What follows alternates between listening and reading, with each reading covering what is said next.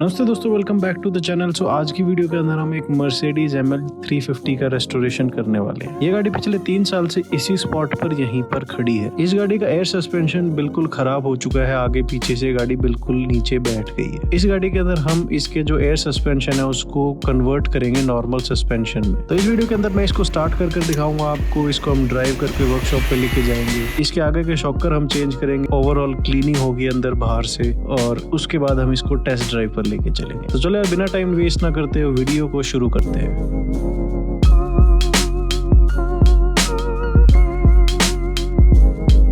Audi के just left side पर यहाँ पर आप देख सकते हो, ये रही मर्सिडीज ML 350। ये एक V6 डीजल इंजन है और यहाँ पर आप देख सकते हो इसका जो आगे की लाइट्स हैं वो बिल्कुल येलो हो चुकी हैं, खराब हो चुकी है। अंदर से मैं आपको दिखाऊं तो यहाँ पर देख सकते हो सारे इंटीरियर में माउस ड्रॉपिंग्स है, स्पाइडर वेब्स है और बहुत ही गंदी स्मेल है गाड़ी के अंदर। पीछे की सीट पर भी देख सकते हो आप, नीचे देख सकते हो स्पाइडर वेब्स, और यहाँ पर देख सकते हो आगे पीछे से ये बिल्कुल स्लैम्ड है। उसके बाद हमने इसको जंप स्टार्ट करने की कोशिश की थी, बट ऑब्वियसली ये स्टार्ट नहीं हुई क्योंकि इसके अंदर थोड़ा वायरिंग का इश्यू था, कुछ फ्यूजेस का इश्यू था, इसलिए स्टार्ट नहीं हो रही थी। यहाँ पर देख सकते हो इसकी लेफ्ट फ्रंट ग्रिल पर किसी ने पहले ग्रिल बनाई हुई है, लाइटें खराब है, ग्रिल की हालत देख सकते हो कैसी है। तो ये रहा इसका V6 डीजल इंजन, और यहाँ पर देख सकते हो बहुत सारे माउस ड्रॉपिंग्स, और यहाँ पर लेफ्ट साइड पर है इसके टर्मिनल नेगेटिव और पॉजिटिव के। हमको अगर इसको जंप करना है तो यहाँ पर भी देख सकते हो कितनी माउस ड्रॉपिंग है, इंजन कैप पर भी। उसके बाद इसके नेगेटिव टर्मिनल पर काफी रस्ट हो गया था तो उसको क्लीन किया गया था। उसके बाद हमने ऑडी A8L से इसको जंप स्टार्ट किया था। इसकी बैटरी अंदर की रिप्लेस की थी और आगे जंप किया था ऑडी से। यहाँ पर देख सकते हो इंटीरियर ओवरऑल इतना खराब नहीं है, मतलब अगर आप साफ होने के बाद का इमेजिन करो इसको। यहाँ पर ये रही इसकी मर्सिडीज की ओरिजिनल की, और इसके बाद हम इसको यहाँ पर इंसर्ट कर सकते हैं। स्टीयरिंग को मैं थोड़ा सीधा कर देता हूँ ताकि हम लाइट्स वगैरह देख पाए। ये सिर्फ 80,000 किलोमीटर चली हुई है और उसके बाद अब इसको हम स्टार्ट कर देखते हैं।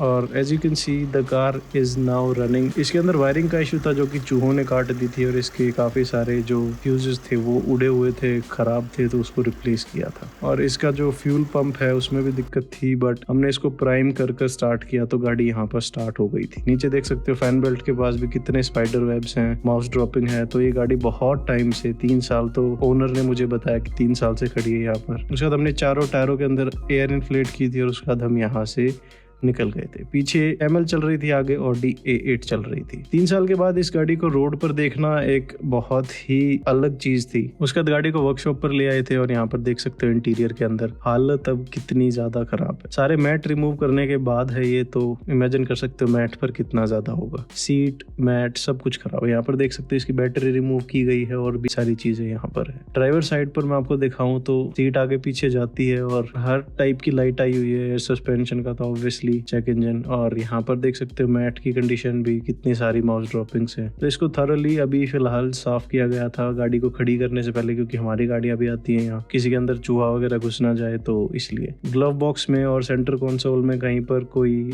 माउस का नेस्ट नहीं था, इसको यहाँ पर पहले साफ किया गया था पार्क करने से पहले। ओवरऑल गाड़ी पर इतना ज्यादा रस्ट कहीं पर मुझे देखने को नहीं मिला अदर देन सरफेस रस्ट नीचे और सस्पेंशन के कंपोनेंट्स में। तो सबसे पहले हमने इसकी ग्रिल रिमूव की थी। सेंटर ग्रिल है जो कि मर्सिडीज का लोगो होता है, जहाँ पर ये बहुत ज्यादा खराब कंडीशन में थी, तो इस ग्रिल को सबसे पहले निकाल कर पेंट किया गया था। गाड़ी के अंदर एक मॉड्यूल होता है जो कि एयर सस्पेंशन को कंट्रोल करता है। एयर सस्पेंशन का ECM बोल सकते हो उसको आप। वो ECM गाड़ी के एयर सस्पेंशन को कंट्रोल करता है। इसका जो एयर कंप्रेसर है उसको कमांड देता है चलने के लिए, बट इस गाड़ी का वो चीज खराब है, तो ना ही वो इसको कमांड दे सकता है एयर कंप्रेसर को चलने के लिए। हमने इसको मैनुअली टैप इन किया था इनके वायरिंग हार्नेस में और इस कंप्रेसर को स्टार्ट करने की कोशिश की थी। तो यहाँ पर आप देख सकते हो 2 जंपर केबल हैं और हमने यहाँ पर इसका जो कंप्रेसर है उसको ऑन कर दिया था। कंप्रेसर ऑन तो हो गया था बट कंप्रेसर इतनी हवा नहीं बना रहा था, और कंप्रेसर के ऊपर एक वेल्व ब्लॉक होता है जो कि आगे कंप्रेसर से हवा भेजता है, तो वो भी बिल्कुल ब्लॉक था, कोई भी लाइन में हवा नहीं जा रही थी। उसके बाद हमने हर एक शॉकर की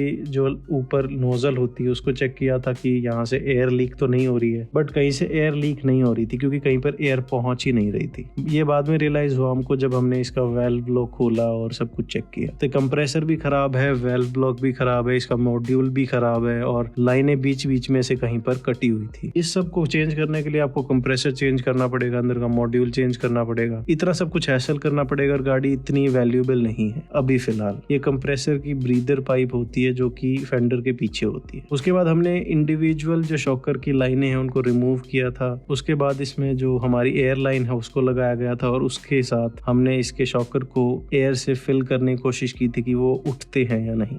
तो दोनों पीछे की साइड से थोड़े थोड़े उठ रहे थे शॉकर, और पीछे खाली बलून होते हैं, शॉकर नहीं होते हैं, बट दोनों बलून पंक्चर थे। तो जैसे ही हवा भरती थी थोड़ी देर में अपने आप वो शॉकर से या बलून से हवा निकल जाती थी। तो पीछे के दोनों शॉकर खराब है, आगे वाले शॉकर तो उठे ही नहीं थे, तो आगे वाले दोनों भी खराब है। चारों शॉकर की कॉस्ट इतनी ज्यादा है कि अब अगर इसको हमको फैक्ट्री जैसे आए थे वैसे करने हैं तो वो पॉसिबल नहीं है ऑन अ बजट। ये कन्वर्जन अराउंड 40,000 में हुआ था, आगे के और पीछे के शॉकर, माउंट, स्प्रिंग सबको मिलाकर। इतना ज्यादा एक्सपेंसिव नहीं है। नेक्स्ट वीडियो के अंदर मैं आपको इसका अभी तक का बिल भी बता दूंगा कि ये कितना अभी तक इसके ऊपर स्पेंड हो चुका है। यहाँ पर आप देख सकते हो उसके बाद सारी गाड़ी को बफ किया गया था 1500 सैंड पेपर से, सैंड किया गया था पहले, उसके बाद इसको बफ किया गया था। यहाँ पर दोनों लाइटों को साफ किया गया था, बफ किया गया था एक पॉलिशर से, तो थोड़ी बहुत क्लैरिटी इनके अंदर आ गई है, बट इसको अगली वीडियो के अंदर हम कंप्लीटली रिस्टोर करेंगे स्टेप बाय स्टेप। लेफ्ट वाली लाइट के अंदर मिट्टी थी तो हमने उस लाइट को रिमूव किया था। ये लाइट को रिमूव करने के बाद पता चला था इसका जो पीछे कवर होता है वो कवर एक मिसिंग था, इसलिए इसके अंदर इतनी मिट्टी आ गई थी। यहाँ पर आप देख सकते हो लाइट के अंदर, मैं अगर लेंस के अंदर दिखाऊं तो सारे के ही बहुत ज्यादा मिट्टी है, क्योंकि ये फैक्ट्री हेडलाइट्स थी, कभी खुली नहीं थी, सील्ड थी, तो मैंने इनको खोलना जरूरी नहीं समझा। इसको अंदर से ढंग से साफ करने के लिए आपको इस लाइट को ओपन करना पड़ता, बट उसका एक और तरीका भी है अगर आपको इतना सब कुछ खोलना नहीं है तो। लाइट के अंदर आप एक कपड़ा डाल सकते हो और क्लीनिंग सॉल्यूशन डाल सकते हो और उसको ऐसे हिलाओगे, उसके बाद जहाँ पर भी जो मिट्टी है वो सारी उतर जाएगी और इसको आप अंदर से वाटर से धो सकते हो। इमीडिएटली आप इसको वापस नहीं लगा सकते हो, इसको ड्राई होने देना पड़ेगा, नहीं तो इसके अंदर शॉर्ट सर्किट हो सकता है। तो इस चीज का आपको ध्यान रखना है। धूप में देख सकते हो इस गाड़ी का जो अब व्हाइट कलर है वो बहुत ही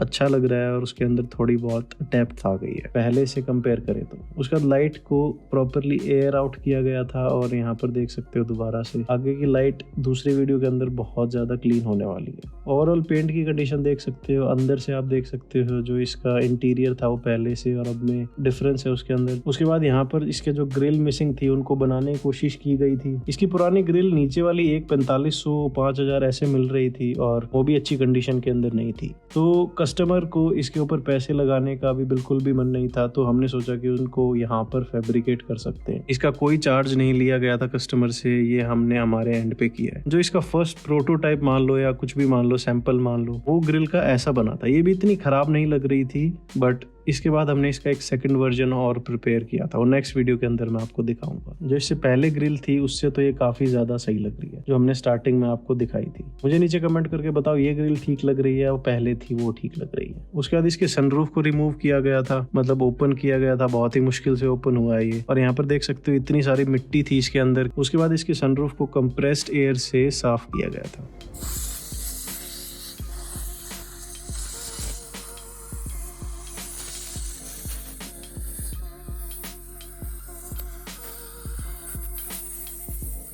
कंप्रेस्ड एयर से साफ करने के बाद यहाँ पर देख सकते हो अभी भी बहुत सारी मिट्टी थी जो कि बिल्कुल जम गई थी। उसके बाद एक कपड़े से इसके सारे चैनल्स को साफ किया गया था। उसके बाद यहाँ पर वाटर डाला गया था और इसके ड्रेन होल्स को अनक्लॉग किया गया था कंप्रेस्ड एयर से। दूसरी साइड पर भी मैं दिखा देता हूँ, ऐसे इसके दोनों ड्रेन होल्स खोले थे। उसके बाद ये सनरूफ काम नहीं कर रही थी, बंद नहीं हो रही थी, ये यहीं पर अटक गई थी। नेक्स्ट वीडियो के अंदर मैं आपको दिखाऊंगा कि ये अब हमने फिक्स कर दी और ये सनरूफ खुल रही है और बंद हो रही है। उसके बाद हम हमने उसी रात को एक लीड मिली थी कि एक ML खड़ी है कहीं पर, यहाँ पर आप देख सकते हो सनसेट कितना ब्यूटीफुल लग रहा था। हम उस ML को चेकआउट करने गए थे। वो ML थी 1998 मॉडल, तो उसके जो शॉकर का सेटअप था वो देखने गया था मैं कि उसको हम यूज कर सकते हैं या नहीं। बट वो बहुत ही डिफरेंट सेटअप था जो हमारी गाड़ी के अंदर है, तो हम उसको यूज नहीं कर सकते थे। आगे पीछे के जो शॉकर और सस्पेंशन के पार्ट्स थे वो हम उस गाड़ी के अंदर नहीं लगा सकते हैं। उसके बाद दिल्ली से मैंने एक 166 के ये शॉकर सोर्स किए थे। ये गाड़ी 164 है और ये शॉकर 166 के हैं, जो कि मर्सिडीज का ML वर्जन है इसके बाद जो आता था। मर्सिडीज के ओरिजिनल शॉकर, स्प्रिंग, ऊपर के माउंट, ये सब कुछ ओरिजिनल है। ये किसी गाड़ी का जुगाड़ करके हम इसमें नहीं लगा रहे हैं। ये ओरिजिनल ML के अंदर जो शॉकर आते हैं वो है। ये शॉकर हमको 27,000 रुपए के मिले थे, शॉकर, स्प्रिंग और माउंट। अगर हम इनको इंडिविजुअल खरीद रहे थे तो अराउंड 50,000 के आगे के शॉकर मिल रहे थे, तो उसमें फ्रैक्शन ऑफ प्राइस में हमको मिल गए हैं। ये जो कन्वर्जन होगा ये कोई जुगाड़ नहीं होगा, ये प्रॉपर तरीके से किया जाएगा कि इसके अंदर आगे दिक्कत ना आए। और ये शॉकर, स्प्रिंग, माउंट आगे के बहुत ही मेन है, क्योंकि इसके ऊपर ही सारी हैंडलिंग और सब कुछ डिपेंड करेगा गाड़ी का।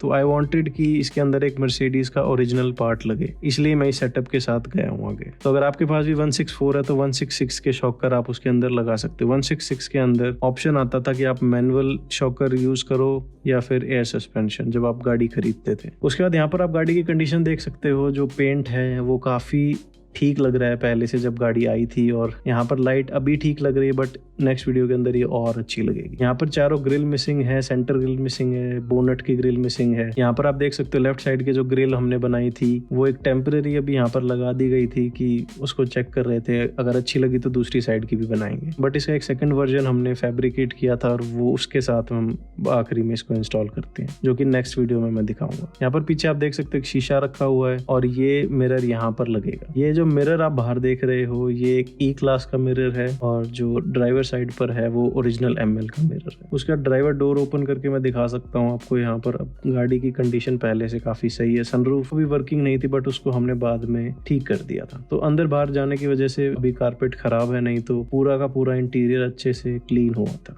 यहाँ पर देख सकते हो आप, यहाँ पर बैटरी के कंपार्टमेंट है और कारपेट, सीट, सब कुछ बहुत साफ हो गया है। पीछे यहाँ पर देख सकते हो इसके पार्ट्स रखे हुए हैं, लाइटें, इसका जो पेंट कर ग्रिल रखी हुई है अभी, क्योंकि अभी हमने लगाई नहीं है। तो शॉकर का एरिया यहाँ पर रहा दोनों साइड पर। यहाँ से इसके जो लाइनें हैं वो कंप्रेसर में आती हैं। ये लाइनें भी लीक है इसकी, बाद में चेक करा तो हमने। इसका कन्वर्जन करना ही बेस्ट ऑप्शन है। गाड़ी अभी स्टार्ट नहीं हो रही थी क्योंकि इसकी बैटरी बहुत वीक थी, तो हमने यहीं पर इसका एक साइड का जो शॉकर है वो रिप्लेस किया था। टायर निकालने के बाद देख सकते हो सारे सस्पेंशन पर बहुत ही सरफेस रस्ट आ गया था। उसके बाद इसका जितना भी सस्पेंशन है उसको रिमूव किया गया था। हर एक चीज पर रस्ट लग गया था, तो हमने ऑयल यूज किया था। WD-40 खत्म हो गया था क्योंकि, तो सारे सस्पेंशन के पार्ट्स वो रिमूव किए गए थे। Linkage, control arm, upper control arm, lower control arm, नीचे का एक्सेल, सब कुछ रिमूव किया गया था।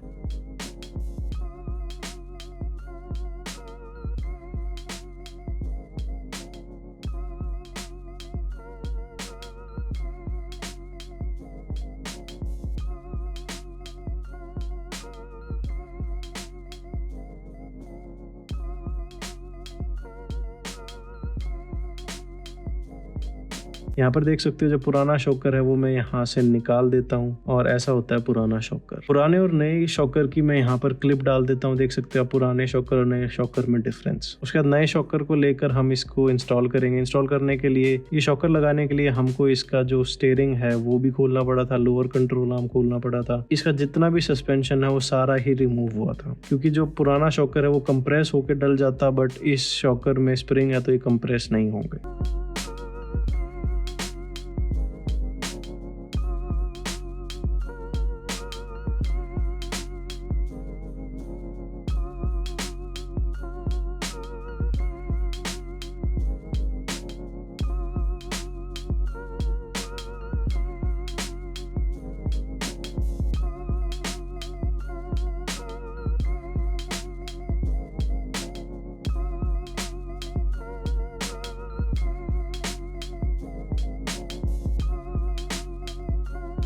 यहाँ पर आप देख सकते हो जितना भी सस्पेंशन का पार्ट है वो सब लूज है। उसके बाद हमने इसका जो ऊपर के माउंटिंग होल्स थे उनको थोड़ा सा ड्रिल किया था क्योंकि इसके नट और पुराने शॉकर के नट में थोड़ा डिफरेंस था। उसके बाद ये देख सकते हो पुराने शॉकर और नए शॉकर में दोबारा से डिफरेंस अगर हम वैसे कंपेयर करेंगे तो दोनों मर्सिडीज एमएल के हैं। यहाँ पर इसके 2 सस्पेंशन के कंपोनेंट्स रखे थे गाड़ी के अंदर ही जो कि हमने चेंज किए हैं। उसके बाद इसके जितने भी सस्पेंशन के पार्ट्स हैं उन सबको लगाया गया था और वापस से फिट किया गया था।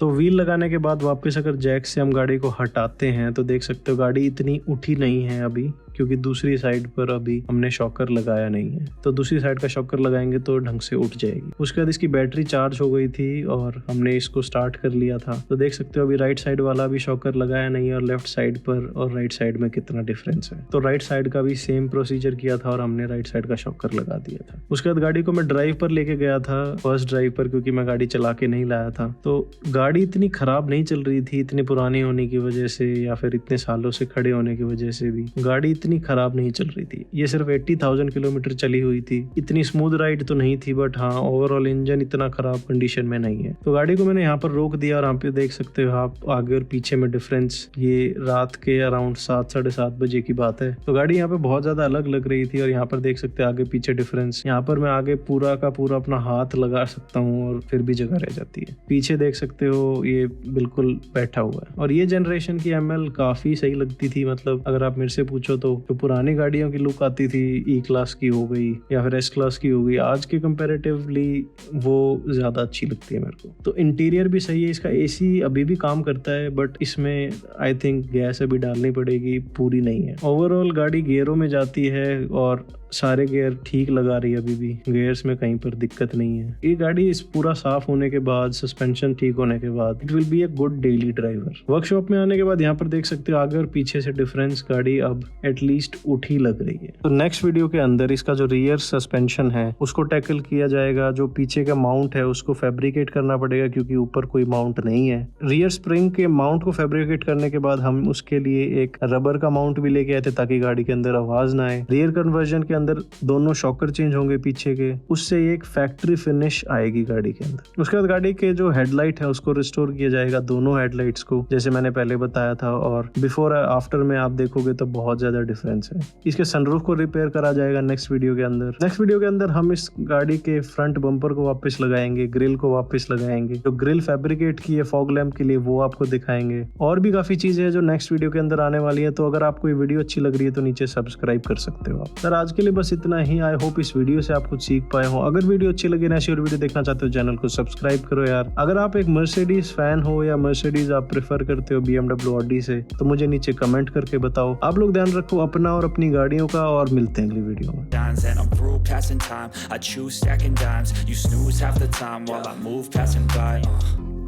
I work hard each and every day. I get lost in the words I say. I don't push pause, no I push play. I won't stop till I make a change. I withdraw on the things I make. I turn flaws into flawless traits. I build tall, never capped in space. I won't stop till I hear him say, oh, oh.